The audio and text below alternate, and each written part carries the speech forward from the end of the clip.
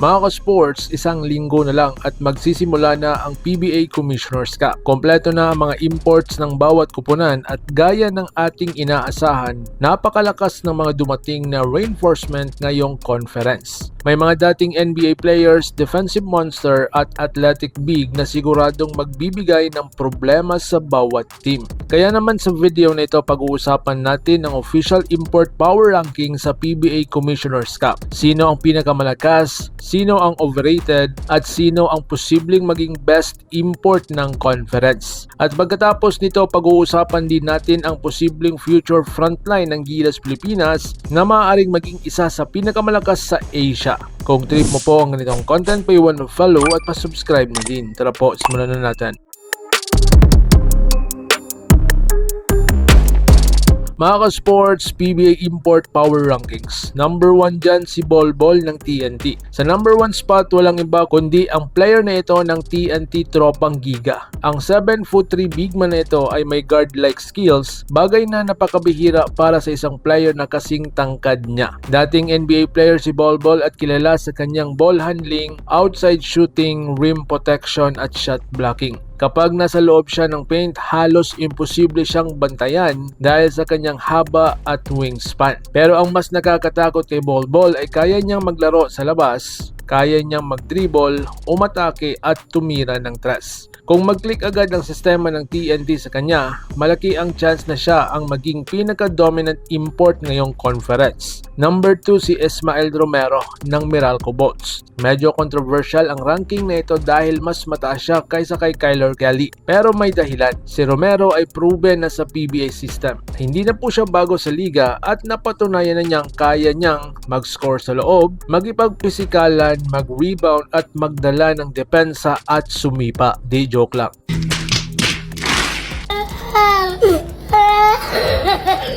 Bukod dito, 6'10" ang height niya at may sapat na lakas para magipagsabayan sa physical na estilo ng PBA. At dahil matagal na siyang naglaro sa Meralco, malaki na rin ang chemistry niya sa team. Ito ang dahilan kung bakit mataas ang ranking niya ngayong conference. Number 3 si Kyler Kelly ng Converge. Sa number 3 naman ay yung player na ito ng Converge Fibersers. Kung depensa ang pag-uusapan, possible siyang maging best defensive import ng conference. Dating may NBA experience at kilala si Kelly sa rim protection, shot blocking, rebounding at energy. Napakabilis niya para sa isang 7-footer kaya kaya niyang sumabay sa modern pace ng laro. Pero ang tanong lang dito ay kung kaya ba niyang gumawa ng sariling offense? Kung ma-develop niyang scoring niya, posible siyang maging best import contender. Number 4 si Michael Gilmore. Ang player na ito ay may taas na 6'10" versatile big man na may kakayahang mag-dribble, magsuot sa labas at gumawa ng sariling tira. Isa siya sa mga pinaka-skilled offensive big man sa imports ngayong conference. Bukod sa opensa, matalino rin siyang defender. Kung magandang performance niya sa simulan ng conference, posible siyang maging dark horse sa best import race. Number 5 si Justin Brownlee or mas kilala natin yung JB ng Barangay Ginebra. Ang player na ito kahit sabihin nating pinakamatanda at isa sa pinakamaliit na import ngayong conference, hindi pa rin pwedeng maliitin si Brownlee. Sa loob ng maraming taon, napatunayan na niya ang kanyang clutch scoring,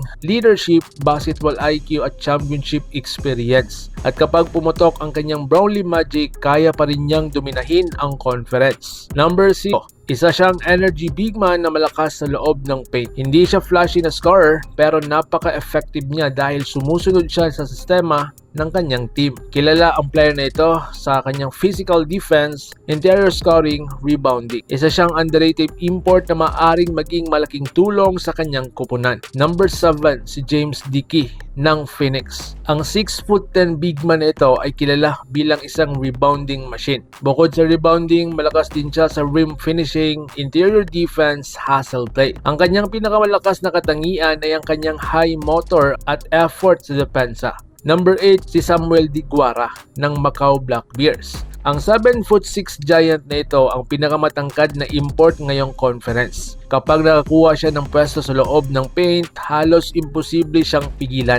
Pero ang problema kay Diguara ay ang kanyang bilis at mobility. Sa modern basketball, mahalaga ang mabilis na galaw kaya minsan nagiging defensive liability siya. Number 9 si Jebby Johnson ng Rain or Shine. Isa siyang 6'9" physical forward na swak sa gritty system ni Coach Yeng Diao. Malakas siya sa physical plays, mid-range scoring at outside shooting. Pero hindi siya elite rim protector para sa isang import. Number 10 si Mubashir Ali ng Terra Firma. Maganda ang kanyang finishing sa loob, isang 7-footer na may decent post moves. Maganda ang kanyang finishing sa loob at may kakayahang makipagdepensa sa kanyang kaposisyon. Pero kumpara sa ibang imports, hindi pa gaano kalakas ang kanyang impact. Number 11 si Terrell Brown ng Magnolia. Isa siyang 6'11" traditional big man na malakas sa loob ng paint. Pero limitado ang kanyang offensive versatility. Number 12 si Daniel Ochefu. Dating NBA player ang player na ito. Traditional center siya na malakas sa poste pero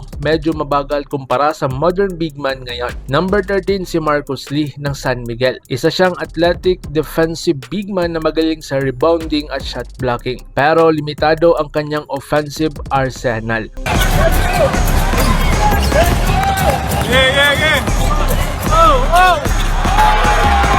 So ngayon mga sports, future frontline ng Gilas Pilipinas. So ngayon mga sports, balik mula tayo sa ating national team. Future frontline ng ating Gilas Pilipinas. Ngayon naman mga sports, pag-usapan natin ang posibleng pinakamalakas na frontline ng Gilas Pilipinas sa hinaharap. Isipin nyo ito ha, kung mabigyan ng exception si Ange Kwame bilang local player, maring mabuo ang ganitong frontline. Si Kai Soto, si Ange Kwame, AG Ido, QMB or Quintin Miller Brown. Kung mangyari ito, isa ito sa pinakamalaking frontline sa buong Asia. So ngayon mga sports, Kai Soto impact. Hindi may kakailang impact ni Kai Soto sa national team. Sa mga nakaraang laban kontra Latvia at New Zealand, isa sa mga nabanggit ng kanilang coaching staff ay ang size advantage ng Pilipinas. Kapag may height ang Gilas, mas nagiging competitive tayo sa laban sa malalakas na bansa. So ngayon mga sports, sino ang possible naturalized player? Si Benny Boatwright na ba? Isa sa inaabangan ay ang naturalization ni Benny Boatwright. Kapag natuloy ito, magkakaroon ng Gilas ng panibagong scoring weapon na maaaring makatulong sa Asian Games at sa FIBA qualifiers. Sa Asian Games Challenge, pero kahit lumakas ang lineup ng Gilas, hindi pa rin maging madali ang kanilang laban. Dahil ang mga bansang tulad ng Japan, China, South Korea ay may sarili ring malakas na naturalized player at NBA level talents. So ngayon, NCAA opportunity para kay Kai. Isa pang interesting development ay ang bagong rules ng NCAA Division 1 sa Amerika. Simula 2025,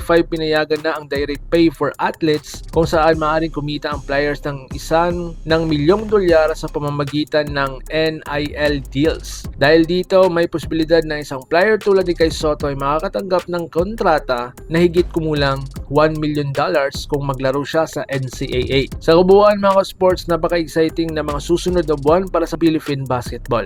Mayroon tayong napakalakas na import sa PBA, may bagong talent sa Gilas at mga international opportunities para sa ating mga players. Pero kayo mga ka-sports, sang-ayon ba kayo sa import power rankings na ito? Sino sa tingin nyo ang magiging best import ng conference? At sa tingin nyo ba ay magiging pinakamalakas na frontline sa Asia ang Gilas sa hinaharap? I-comment nyo po ang iyong hinaing sa baba at huwag kalimutan mag-like, share at subscribe para updated tayo pareho sa mundo ng basketball world. Laban Pilipinas puso, so paano? Ingat po kayo.